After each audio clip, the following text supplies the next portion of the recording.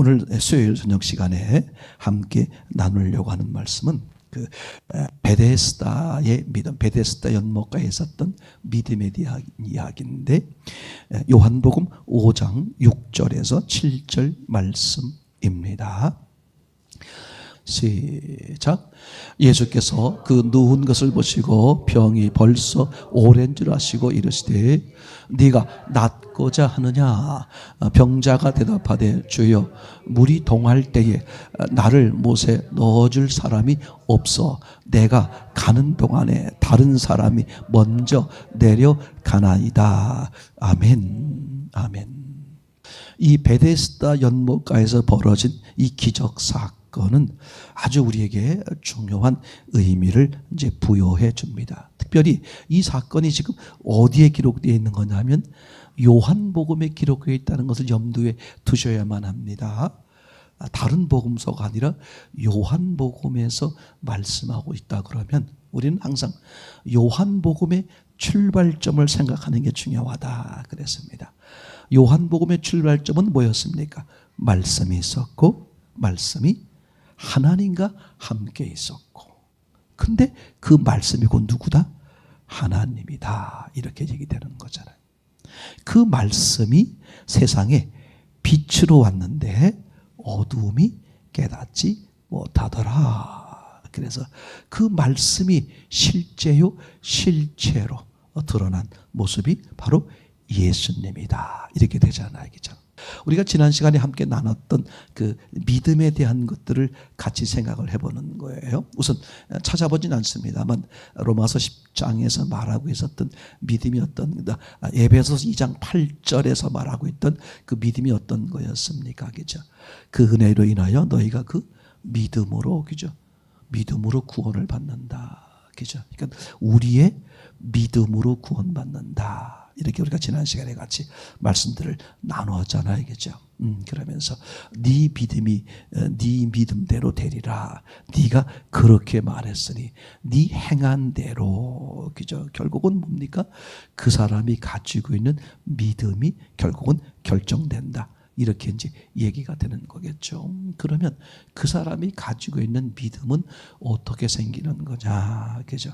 그 은혜로 인하여, 다시 말하면 내가 만들어낸 믿음이 아니라 어떻게 돼요? 하나님이 주시는 믿음이라고 말할 수 있겠죠. 이제 그렇다면 어떤 사람에게 믿음이 임하는 건가? 그걸 다른 말로 말하면 어떤 사람에게 하나님의 은혜가 임하는 건가, 그죠? 그래서 대표적인 사건으로 첫 번째 그 아브라함 이야기를 같이 생각을 해보게 됐습니다. 첫 번째 아브라함 이야기를 보게 되면, 그죠? 아브라함의 믿음 이렇게 말하는 거죠. 그러면 아브라함은 어떤 믿음이 되는 거예요? 거기 지금, 그죠? 아브라함이 뭘 알게 됐다? 아브라함이 뭘 알게 됐어? 하나님이 나와 함께 하심을 알게 됐어요. 자, 15장 6절 말씀을 같이 보겠습니다. 우리 시작. 아브라함이 여호와를 믿으니 여호와께서 이를 그의 의로 여기시고. 그죠? 그러니까 아브라함의 믿음이라는 게 뭐냐? 여기 자막을 가만히 보세요. 아브라함이 여호와를 믿으니 여호와께서 이를 그의 의로 여겼다. 누구의 의로? 아브라함의 의로.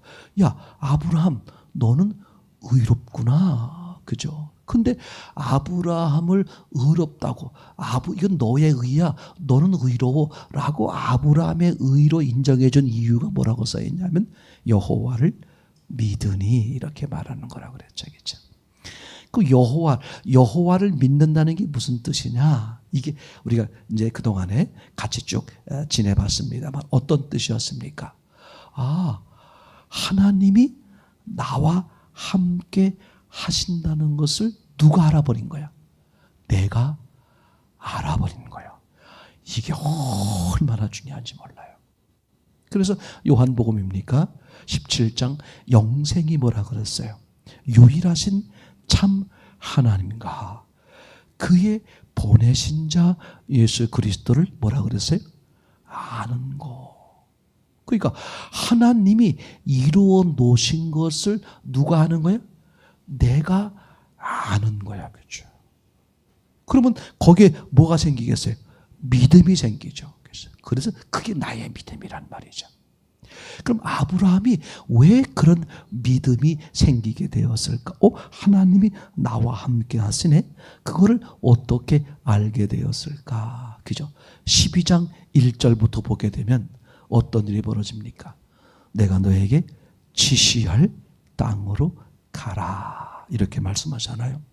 그러니까 하나님은 내가 지시할 땅으로 가라. 그렇게 말하고 있고.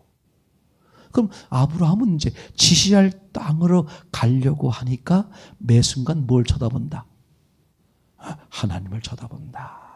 제가 교회를 처음 다닐 때에 지금 생각해 보면 실수와 잘못이 그런 것 같아요.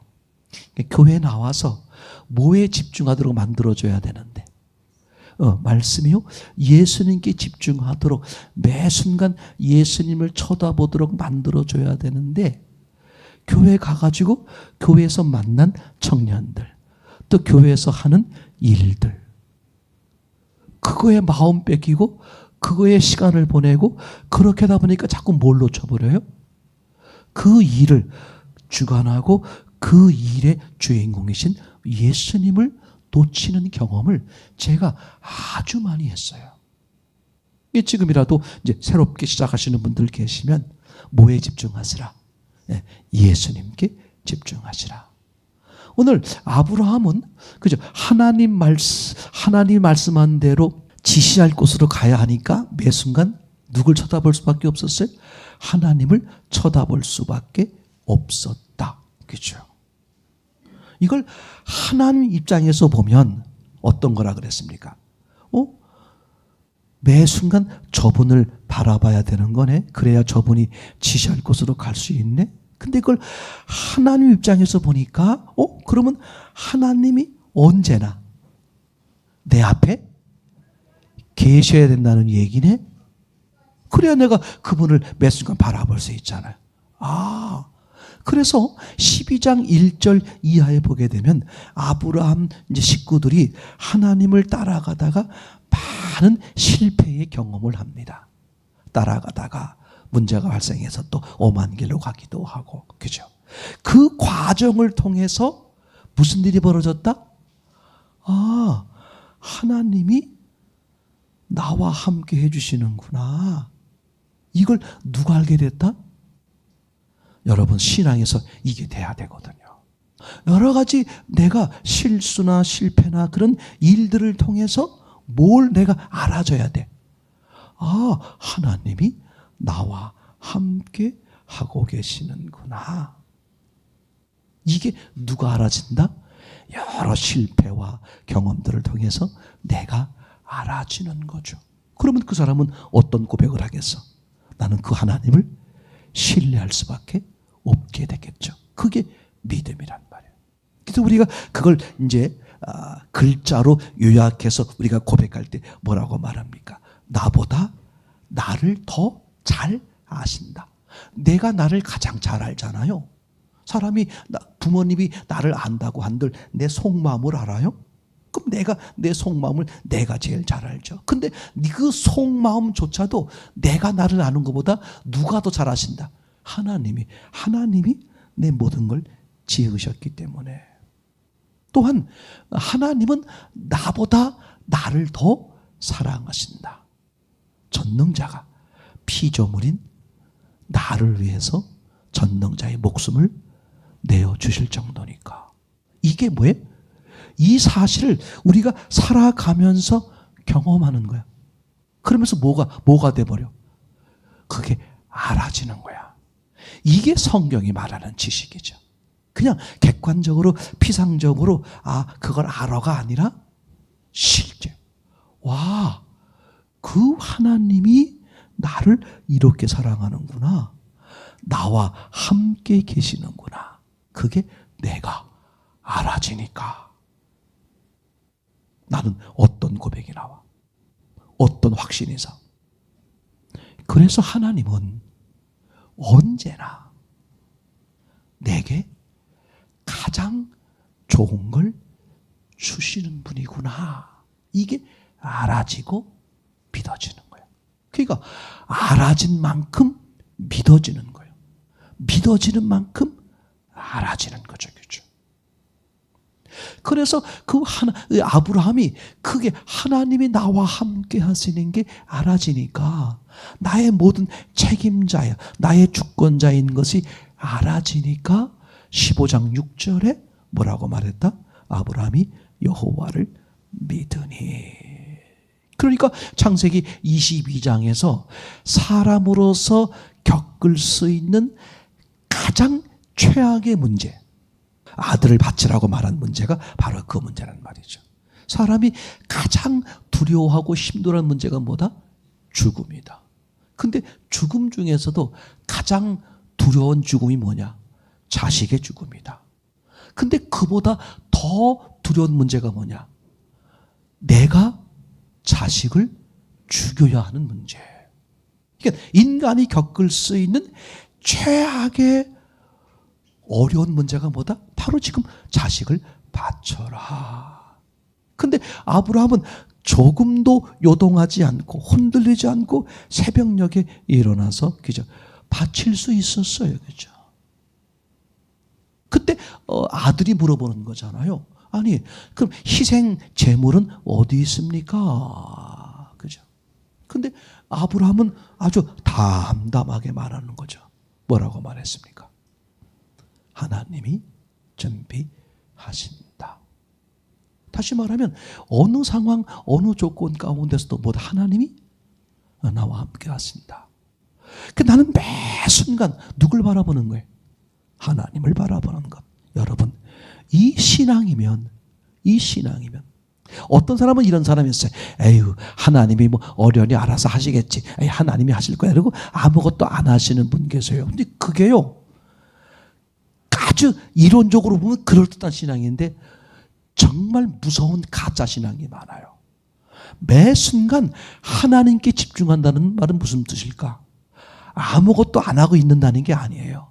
하나님이 이끄시는 대로 오른쪽 가라 그러면 오른쪽 가라. 그게 광야의 모습이죠. 구름 기둥이 움직이면 그죠? 어느 상황에서도 다 포기하고 따라가는 거예요. 구름 기둥이 멈추면 어느 상황 속에서도 어떻게 하는 거예요? 스탑. 이게 하나님을 따라가는, 이게 진짜 신앙인 거죠. 에이, 하나님이 뭐 어련히 알아서 할 거야. 내가 뭐 할 일이 있어? 하고 게으르고, 그죠? 주님이 불러도 하라 그래도 안 하고, 왜? 하나님이 알아서 할 때. 그런 잘못된 착각의 신앙이 얼마든지 있을 수 있다. 이해되겠죠? 두 번째, 그러니까 이제 두 번째 얘기해 보려고 그러는 겁니다. 두 번째 얘기는 바로 그거예요. 그러면 우리는 지금 아브라함의 사건의 예를 들었습니다만 성경을 어떻게 봐야만 바로 보느냐. 그 출발점이 우리가 창세기 할 때 이렇게 나눕니다. 성경 기록이 먼저냐 아니면 창조 사건이 먼저냐. 우리가 한 번도 생각해 보지 않았던 그런 문제였어요. 성경 기록이 먼저일까? 창조 사건이 먼저일까? 저도 처음에는 어떻게 생각했겠어요? 당연히 성경은 모세가 기록했으니까 성경이 나중이고, 그 다음에 창조는 그 이전이니까 당연히 창조가 먼저다. 그렇게 막연하게 생각을 했던 것이죠. 그러다가 어느 날 가만히 생각해 보니까, 아니 그거는 누구 기준이더라? 사람, 내 눈으로 볼 때 뭐가 먼저 있었어? 창조가 먼저 있었고 모세를 통해 성경을 기록한 건 한참 후가 되잖아요. 아, 이 사람의 시각으로 보니까 성경을 기록하신, 창조하신 하나님의 의도를 놓쳐버리더라. 그러니까 하나님이 창조할 때, 하나님이 성경을 기록할 때, 또는 하나님이 역사할 때 이분은 그냥 아무 생각 없이 하는 게 아니라 뭐예요? 계획을, 의도를, 목적을 가지고 하시더라. 그러고 보니까 하나님이 창조할 때 무슨 일이 벌어졌어요? 창조할 때 하나님은 뭘 가지고 계셨다? 하나님의 의도, 계획, 목적을 가지고 있었다. 그러니까 사람의 눈으로 보면 성경은 그죠? 한참 후에 기록되는 거지만 하나님의 기준에서 보면 창조 이전에 먼저 하나님의 마음속에 뭐가 있었다? 계획이 있었고 의도가 있었고 목적이 있었다. 그것이 곧 뭐다? 그것이 말씀이요 성경이죠. 그래서 하나님의 시각으로 보면 창조보다 뭐가 먼저 있었다? 성경, 곧 말씀이 먼저 있었다. 그래서 요한복음 1장에도 뭐라고 돼 있어요? 창조 이전에 뭐가 있었다? 말씀이 있었다. 이렇게 말하잖아요. 그죠? 자, 그러면 말씀이 먼저고 성경이 먼저 있어. 하나님의 의도가 먼저 있었고 그 다음에 창조가 나중이야. 그럼 하나님은 어떻게 창조하겠어요? 하나님의 계획대로, 하나님의 의도대로, 하나님의 목적을 가지고 창조했겠죠.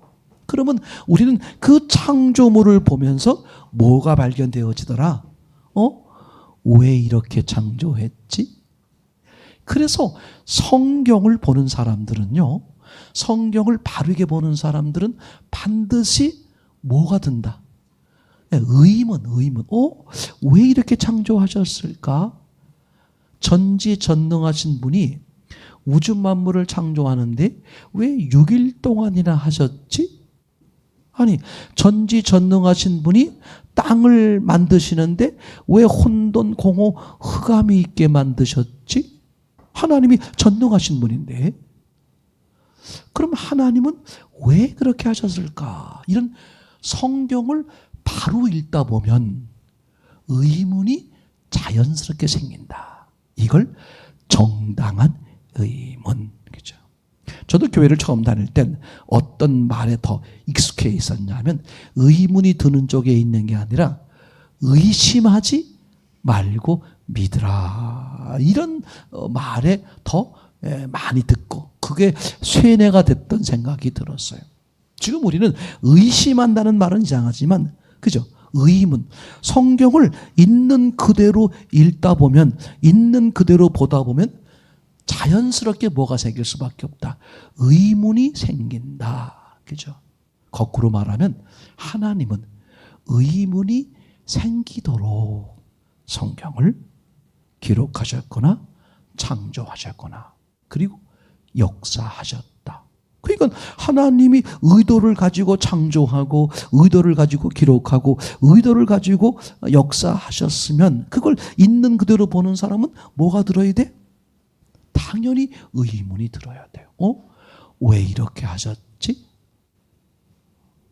이게 하나님의 시각으로 성경을 보는 거야. 하나님은 어떤 목적을 가지고 이렇게 하셨을까? 그죠?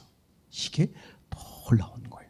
그런 의문을 가지고 성경을 보겠죠. 그럼 의문을 가지면 어디에 의문을 갖는 거야? 그 의문점이죠. 그럼 누구에게? 이 성경을 기록하거나 창조한 누구의? 하나님께 의문을 갖는 거잖아요. 하나님 왜 이렇게 창조하셨어요? 하나님 왜 이렇게 기록하셨어요? 예수님 왜 이런 식으로 역사하시죠? 지금 저는 성경을 보면서 성경을 읽으면서 뭐 하고 있어요? 오늘 그 성경의 주인이신 하나님께 기도하고 있는 거야. 놀라워요. 그러면 하나님은 여러 가지 방법을 통해서 그 가지고 있는 의문에 대한 답을 주신다. 이래서 성경이 뭐야? 알아지는 거야. 이거 대단히 중요합니다. 성경 자체를 봤기 때문에 믿음이 생기고 그래서 구원받는 게 아니라는 거죠. 그죠? 왜냐하면 성경을 보신 분들도 얼마든지 많아요. 학문적으로 성경을 보신 분도 계시고 다른 종교에 심취해 있는 분들도 성경을 보신 분도 계시고 그죠? 학자나 또는 뭐 이런 여러 사람들 얘기 들어보면 자기도 성경을 봤다. 성경을 뭐 많이 얘기도 하기도 하고 그럼에도 불구하고 하나님이 살아계신다. 예수 그리스도가 부활하셨다. 예수님만이 구원이다. 이렇게 고백하지 않는 사람들이 얼마나 많은지 몰라요. 무슨 뜻입니까? 그죠? 오늘 이 성경을 통해서 생기는 의문, 그 의문을 성경의 저자이신 하나님께 여쭙는 그 마음, 그죠? 그게 그런 커뮤니케이션이 되지 않기 때문에 하나님이 역사해 주는, 알게 하시는, 믿어지게 하는 그런 은혜를 내가 못 누리는 거죠. 그래서 저는 여러분에게 간곡히 늘 성경을 읽으시는 여러분들에게 항상 뭘 강조한다? 정당한 의문. 그죠? 이게 정당한 의문이 들어야 돼. 성경은 곳곳에 셀 수 없을 정도로 정당한 의문이 들 수밖에 없게 기록돼 있다. 알겠습니까? 그래서 정당한 의문이 들어서 그 하나님께 의문을 가지고 하나님을 향한 이 뜻을 알기를, 하나님의 의도를 알기를 그 간절한 마음을 갖는 거잖아요. 근데 그게 정확히 말하면 우리 지난 시간에 같이 나눈 것처럼 바로 그 베레아 사람들의 신사적인 마음이라고 얘기할 수 있는 것이죠. 자기 생각이나 자기 기준을 다 버리고 이렇게 기록하신, 이렇게 역사하시는, 이렇게 말씀하시는 하나님의 의도, 주님의 의도가 뭐야? 그러니까 자기 걸 온전히 버리고 어떻게 주님 쪽으로 온 마음을 향하는 거죠. 그럼 어떻게 되겠어요? 주의 음성이 너무나 확연하게 들리죠. 출애굽기 3장에서도 보게 되면 하나님과 그죠 모세가 만나는 장면도 그런 거예요. 모세의 하나님은 막연했어요. 분명한 그런 신앙이 아니었던 거죠. 그죠? 그래서 하나님이 어떻게 산에서 부르잖아요. 그죠? 부를 때 그냥 모세야 일로 올라오너라 그렇게 하지 않았어요. 그죠? 꺼지지 않는 불의 기적을 일으켰죠. 그러니까 모세가 그 산에 올라간 것은 하나님이 부르셨기 때문에 올라간 게 아니라 그 불이 꺼지지 않는 것이 보고 뭐가 생겼어? 정당한 의문이 생기는 거야. 아니 내가 그동안에 본 불들은 어떻게 돼요? 그죠? 그 날씨가 건조하면 마른 나무들이 불이 붙을 수 있어요. 그러면 저거는 1시간이나 2시간이나 30분 지나면 꺼지는 것을 수도 없이 봤단 말이죠. 근데 이번 불은 불이 난 것은 봤는데 오랜 시간이 지났는데도 여전히 어떻게 돼? 그 나무가 타고 있는 거야. 그 뭐가 들어야 돼? 의문. 이게 정당한 의문이죠. 그런 정당한 의문이 드니까 어떻게? 그걸 가서 보고 싶은 거야. 그러면서 그 산에 올라가는 모세의 마음이 어떻게 됐을까? 자기 생각은 다 버려요. 왜? 자기의 기준이나 자기의 지식으로는 저게 이해가 안 돼. 그러니까 자기 걸 버리고 어떻게? 저기에 집중하게 되겠죠. 맞습니까? 이게 중요해. 그래서 그것을 그 불이 나 있는 꺼지지 않는 곳에 집중해서 올라갈 때에 뭐가 들렸다? 하나님의 음성이 들렸다. 이게 똑같은 정당한 의문을 가지면 뭐가 들어요? 하나님의 음성이 들린단 말이죠. 이게 너무 확실해. 나는 그런 은혜를 받아본 적이 있고 난 기도할 때마다 그런 기도 응답을 받아본 적이 없어요. 왜 그런지 아나요? 정직히 말하면 기도하고 하나님을 바라보고 성경을 본다고 하면서 이미 자기 마음속에 다른 생각으로 가득한 거야. 그러니까 주님이 말씀하셔도 어떻게 돼요? 안 들리는 거야. 아니 사실은 주님은 늘상 말씀하고 계시는 거예요. 저는 이게 너무나 확연합니다. 내가 혼돈, 공허, 흑암에 있는 땅이라는 것이 인정이 된다면 1장 3절에 가라사대 하나님은 계속 뭐하고 계시는 거예요? 말씀하고 계시는 거야. 말로 하든지 사건으로 하든지 상황으로 하든지 계속 하고 계시는데 누구만 못 알아본다? 나만 못 알아보고 있는 것뿐이에요. 사실은요. 그러니까 우리가 나중에 하나님 앞에 가게 되면 절대 제 생각엔 절대 어떤 누구도 뭘 못한다? 변명을 못해. 아니 주님이 날 불러주신 적이 언제 있어요? 날 언제 만나주셨어요? 근데 막상 주님 앞에 가보면 내가 태어나서부터 죽는 그날까지 매 순간 하나님은 어떡하셨다? 나를 부르고 계셨다.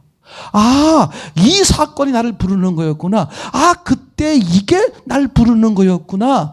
이런 일. 와, 난 그게 너무 상상이 돼요. 어떤 누구도 하나님 앞에 가면 그죠? 내가 생각했던 것이 얼마나 잘못됐다는 것인지를 알 수 있다.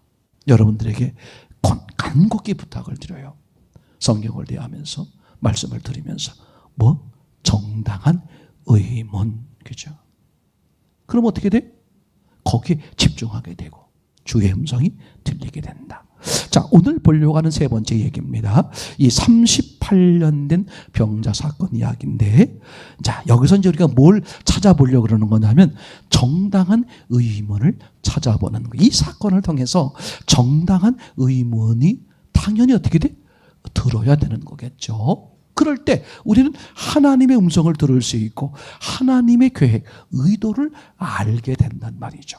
자, 38년 된 병자 3절, 4절을 읽어보겠습니다. 3절 시작. 그 안에 많은 병자, 소경, 절뚝발이, 혈기 마른 자들이 누워 물의 동함을 기다리니, 이는 천사가 가끔 못에 내려와 물을 동하게 하는데 동한 후에 먼저 들어가는 자는 어떤 병에 걸렸든지 낫게 되밀어라. 그죠?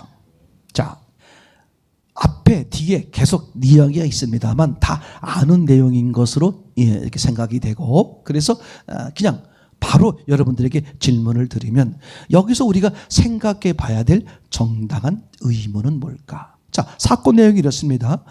베데스다 연못가가 있는데, 그죠? 거기에 행각, 원두막 5개가 있다는 거예요. 근데 거기 병자들이 가득 모여 있는 거야. 병자들이 인산인해를 이루고 있는 거야. 즉, 그 연못가는 모두 뭐야? 병자들이 모인다. 그죠?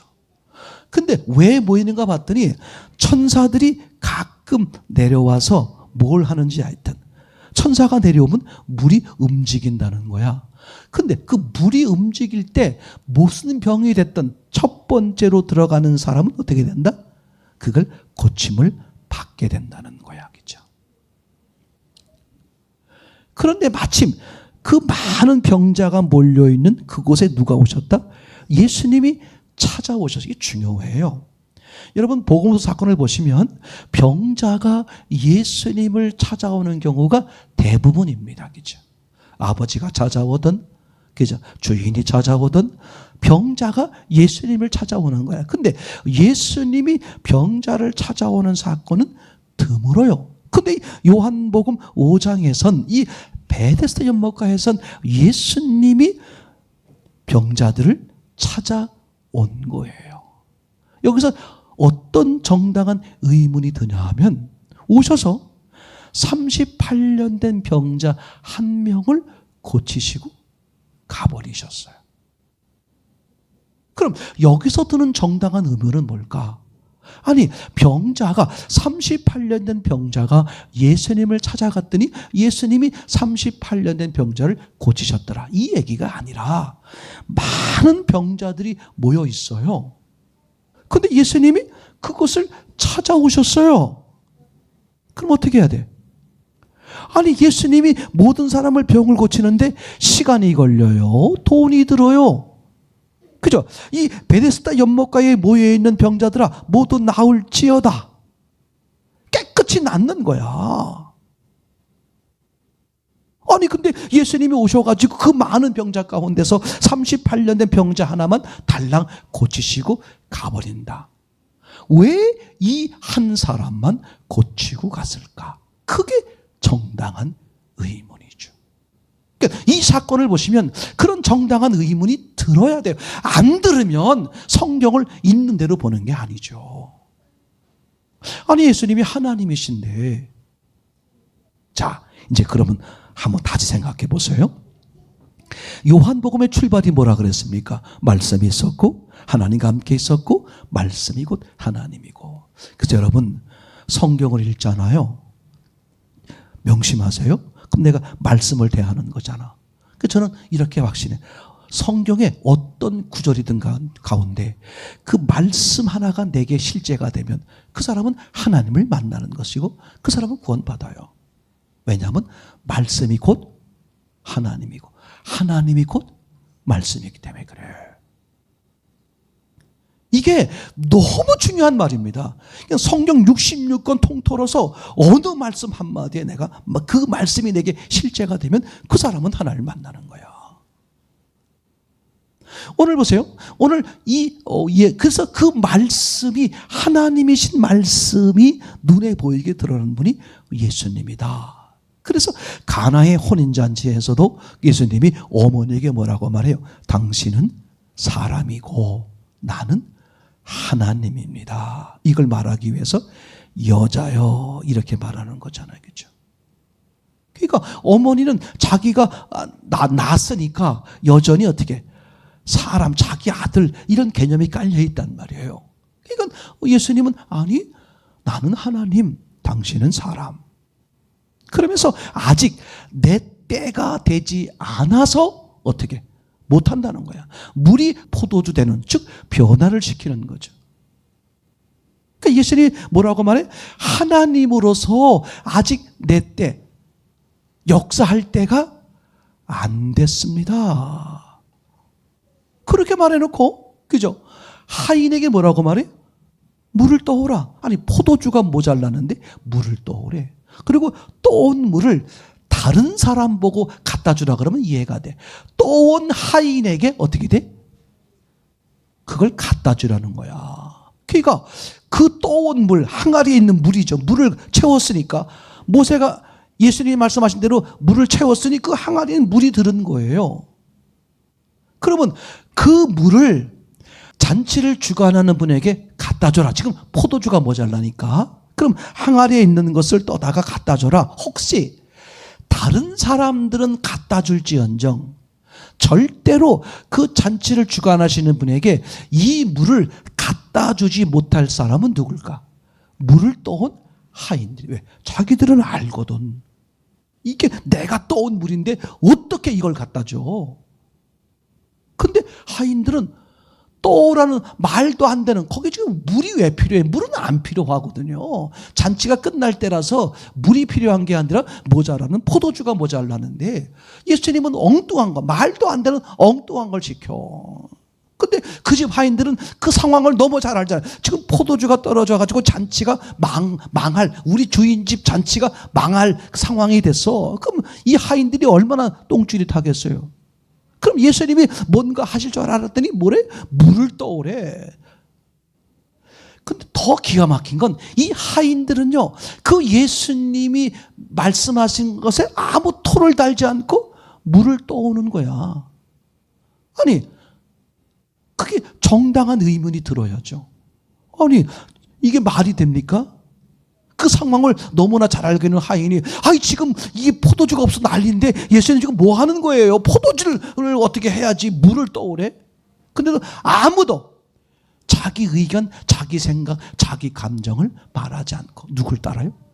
예수님이 말도 안 되는 예수님 말씀을 따라. 거기까지는 사람이 자기 노력이나 억지로라도 할 수 있잖아요. 근데 그 다음번 그 물을 떠다가 갖다가 주래. 이건 못할 짓이지. 그 물을 떠다가 거다가 갖다 주면 하인, 그죠? 지금 뭐 옛날로 말하면 노예나 종 이런 거예요. 그럼 잔치가 지금 막 어그러지게 생겨가지고 지금 이 주인은 날카로운 상황에 있는데 하인들이 노예요 종들이 그 물을 떠다가 여기 있어요. 갖다 주면 제 생각에는 그 하인들 한순간에 죽음을 당할 수 있는 그런 상황이 벌어질 수도 있어. 근데 이 하인들은 그 물을 떠다가 준단 말이야. 자기 목숨을 아까워하지 않고. 이게 무슨 뜻이냐? 하나님이 어떤 사람에게 역사하느냐, 하나님의 은혜가 어떤 사람에게 임하느냐. 이 하인처럼 말도 안 되는 상황에서 자기를 완전히 부인한 사람에게 하나님의 은혜가 임한다. 그죠? 그래 놓고 이제 보세요. 그 예수님, 그 하나님이신 예수님이 왜, 그죠? 아니, 모든 병자가 모여 있는데, 아니, 모든 병자를 고치시지 않고, 왜 그 38년 된 병자 하나만 고치실까? 하나님은 병을 고치러 오신 분이 아니잖아요. 만약에 병을 고치러 오신 분 같으면 이 땅에 오실 필요가 없어요. 그냥 하늘에 여전히 계시면서 어떻게, 이 땅에 있는 모든 병자들아 깨끗이 나을지어다. 낫겠어요, 안 낫겠어요? 100% 낫죠. 왜? 아무것도 없는 이 무에서 우주 만물을 창조하신 하나님이신데, 아니 병쯤 들은 거 가지고선 없는 것도 있게 하시는 분인데 병 들은 거 갖다가 그걸 못 고치겠어요? 그러니까 요한복음에서의 그 예수님은 하나님으로서 사람들에게, 즉 하나님으로서 사람들에게 주려고 하는 은혜가 뭐냐? 병고침을 통해 말하는 거죠. 영적 병고침. 다시 말하면 죄사함이요, 구원이요, 영생이요. 그러니까 누가 이런 하나님의 은혜를 입을 수 있는 자냐? 그걸 말하기 위해서 수많은 병자 가운데에 누구에게? 38년 된 병자에게 고치는 거야. 그럼 거꾸로 말하면 이런 뜻이죠. 이 하나님의 은혜, 하나님의 구원의 은혜, 죄사함의 은혜, 하나님의 예배하신 상상할 수 없는 은혜가 어떤 사람에게 임한다는 말이냐? 요 38년 된 병자 같은 사람들에게 임한다. 그걸 얘기하려고 그러는 거죠. 자, 그러면 여기서 말하는 38년 된 병자는 어떤 사람이었을까? 한번 생각해 보세요. 우선 그 베데스다 연못가에 이제 원도막이 5개가 있었는데 수많은 병자가 있었습니다. 맞죠? 근데 수많은 병자를 오늘 본문에선 예를 들고 있어요. 예를 드는데 어떤 병자가 있었습니까? 첫째는 소경, 둘째는 절뚝발이, 셋째는 혈기 마러 누워있는 자. 자, 그러면 이 세 사람의 공통점은 뭘까? 물이 움직이면 첫 번째로 들어가면 어떤 병도 낫는 거야. 근데 이 세 사람의 공통점은 뭐냐면 어떤 거예요? 절대로 저 물에 첫 번째로 들어갈 수 없는 사람이에요. 왜? 움직이질 못하니까. 움직여도 느릿느릿 움직이니까. 그렇죠. 그러니까 지금 이 베데스다 연못가에 그죠? 원도막 5개가 있는데 거기 모든 병자들이 모여 있다. 근데 병자들이 모여 있는데 어떤 병자들이다? 1등으로 들어갈 수 없는 병자들. 근데 예수님이 요한복음 하나님으로서 하나님의 은혜와 제사함과 구원과 영생이 누구에게 임하려고 하는 거냐를 전제로 하고 있으니까 이 행각 5, 이 원도막 5개가 있는 베데스다 연못이라는 것은 정확히 말하면 모든 사람, 모든 죄를 가지고 있는 사람들. 근데 이 사람들이 공통점은 뭐야? 스스로 구원이 불가능한 사람들. 그래서 누가 필요하다? 하나님이신 예수 그리스도가 필요하다. 그러면 예수님의 이 죄사함의 은혜, 영생의 은혜, 이 하나님의 은혜가 누구에게 임하느냐? 요 38년 된 병자 같은 마음을 가진 사람에게 임한다는 것을 보여주는 거죠. 그렇죠?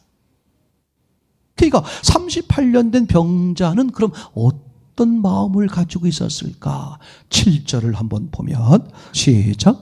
병자가 대답하되 주여 물이 동할 때에 나를 못에 넣어줄 사람이 없어 내가 가는 동안에 다른 사람이 먼저 내려가나이다. 아멘. 그러니까 지금 아까 말한 병자들 다 어디 해당하는 사람들이야? 먼저 갈 수 없는 사람들 이야기죠. 거기는 30년, 50년, 1000년, 만년 있어도 어떻게 돼? 고침받을 수 없는 사람. 다시 말하면 죄를 진 모든 인간들을 말하고 있는 거죠. 맞습니까? 그러니까 모든 사람들은 뭐다? 죄인이다. 그래서 이걸 확장해서 해석을 하면 율법 아래 있는 사람들. 이렇게 생각해 볼 수 있죠. 원도막 5개. 모세 오경 아래 있는 사람들. 이 사람들은 뭐예요? 모든 인류는 스스로 구원이 불가능한 사람들. 이런 얘기가 되겠잖아요. 그죠? 그래서 그걸 구원해 줄 수 있는, 죄사함을 주실 수 있는 하나님이신 예수님이 오셨는데 어떤 사람에게 그 예수님의 은혜, 구원의 은혜가 임하느냐? 바로 요 38년 된 병자인데 예수님이 그 사람한테 가서 묻는 거예요. 네가 낫기를 원하느냐? 이게요, 정당한 의문이 생겨. 이런 말을 하면 안 된다. 왜 그럴까요? 예수님이 일부러 배 연못가에 온 거야. 그럼 여기 모여서 왜 온 거야? 병을 고치려고 온 거예요. 그럼 38년 된 병자니까 여기를 온 지가 얼마나 됐는지 모르죠. 분명한 것은 평생을 병을 앓은 거야. 그죠? 태어나서부터 알았으면 38세가 됐을 것이고, 20세부터 알았으면 58세가 됐을 것이고, 40세부터 알았으면 78세가 됐을 것이고, 다시 말하면 평생 내내 불치병을 가지고 있는 사람이야. 그러니 생각해 보세요. 긴 병에 효자 없다고 주변에 누가 있겠어요? 뭐 결혼을 제대로 했겠습니까? 자녀가 있겠습니까? 부모가 있겠습니까? 도와줄 사람이 있겠습니까? 그죠? 다시 말하면 완전히 버림받은. 근데 그런 사람에게 예수님이 물어보는 거야. 네가 낫기를 원하느냐? 그렇게 물으면 예수님 뺨따기 맞아요. 거기 모여있는 이유가 뭐야? 내가 고침받으려고 와 있는 거거든. 그것도 어저께 온 게 아니야. 오랜 병인 걸 보니까, 또 앞에 오랜 병든 사람을 소개하는 걸 보니까 꽤 오래 있어서 지칠 대로 지친 사람이야. 그러니까 나를 도와줄 사람이 아무도 없는 거지. 그러면 이 사람의 마음이 얼마나 마음이 광폭해지고 막 짜증이 나고 원망이 되고 세상에 대한 그저 불평과 불만과 이런 것으로 가득한 그런 사람이 됐겠어요. 그러니까 당연히 뭐라고 말해야 돼? 아니, 당신이 누군지 모르겠는데, 아니 내가 여기 있는 거 보면 몰라? 내가 여기 왜 있겠어? 내가 병 고칠 받으려고 여기 있는 거 아니야? 누굴 약 올리는 거야 지금? 얼마든지 그렇게 예수님께 화를 낼 수 있는 상황이다 이거죠. 근데 지금 이분이 뭐라고 말하느냐? 주님, 이게 무슨 뜻이냐면, 당신은 주인이고 나는 종이다. 다시 말하면, 이 시대상으로 말하면 상대를 최대한 올려드리는 거야. 그럼 이 사람 뭐야 지금? 화가 나거나 짜증이 나거나 원망이 있거나 그런 마음이 아닌 거야. 자기를 완전히 부인해 있는 모습이죠. 뿐만 아니라 내가 낫기를 원하는데, 그죠? 내가 고침받길 원하는데, 이걸 영적으로 해석하면 내가 죄사함 받길 원하는데, 구원받기를 원하는데 나를 할 수 있는 방법이 아무것도 없습니다. 이런 얘기가 되는 거야. 그러니까 누가 하나님의 은혜, 예수 그리스도의 죄사함, 하나님의 영원한 생명, 그 예비된 은혜를 누릴 수 있는, 받아들일 수 있는 사람이냐? 이 38년 된 병자를 통해서 어떤 상황? 이 사람은 도저히 주인이시여 이렇게 겸손하게 할 수 있는 상황이 아니야. 최악의 그냥 막 악에 바친 그런 모습이 정상이야. 근데 그런 자기를 완전히 부인한 모습. 주님 앞에 내 생각, 내 말, 내 뜻, 내 감정, 내 느낌, 내 경험을 완전히 버리고 어디 집중하는? 예수님께, 성경에, 말씀에 집중하는. 이게 베레아 사람들의 신사적인 마음이라는 거잖아요. 여기에 뭐가 임한다? 하나님의 은혜가 임하고. 맞습니까? 이게 믿음이 되는 거다겠죠. 여러분, 제가 교회를 오래 다니신 분들 너무나 귀하고 너무 아름다워요. 얼마나 많은 일들이 있었겠어요. 그래도 굳건하게 주님 의지하고 교회를 다니고요. 정말 칭찬하고 또 칭찬하고 싶어. 근데 그 중에 보면 혹시라도 또 그런 분이 있을까봐 그냥 교회만 오래 다닌 거야. 그럼 그분이 교회를 오래 다니면 다닐수록 늘 마음이 어때야 돼? 부자가 됐고 이런 게 아니라 뭐가 돼야 돼?